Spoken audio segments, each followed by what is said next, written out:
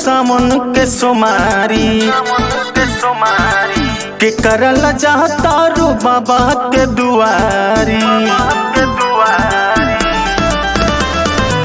काहे खती भूखल बाड़ू सामन के सोमारी के करल जाता रू बाबा के दुआरी। तू जालू पैदल सब जाता धके गाड़ी, तू जालू पैदल सब धके जाता गाड़ी। तोहरे के मंगनी होए जान जलधारी के, तोहरे के मंगनी होए जान हम सुमारी के।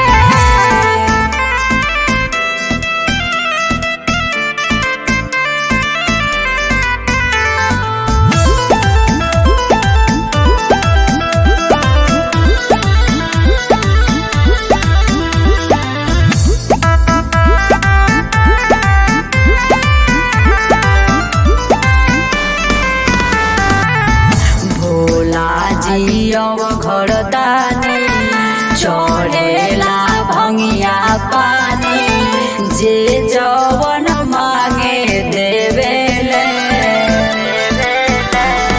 कृपा शिव जी के हम तो जानतानी हो, हम भोला के भजनिया यही जा गावतानी हो।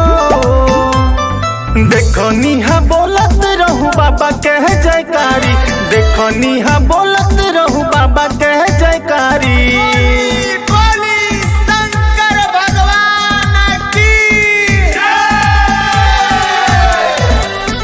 तोहरे के मंगनी होए जान जलधारी के, तोहरे के मंगनी होए जान हम सुमारी के।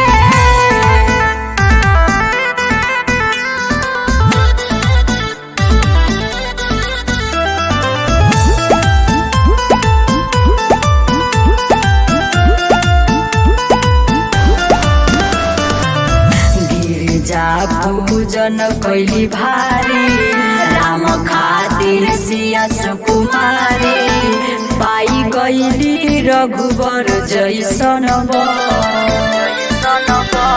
कि जैसे गौरा जी के मानत रहल उमा त्रिपुरारी हो, ओ सही राखब तो के अखिया में ये प्राण प्यारी हो। बाघ पर भाकुर हुए उनके पुजारी, सतेंद्र बाघ हुए उनकर पुजारी।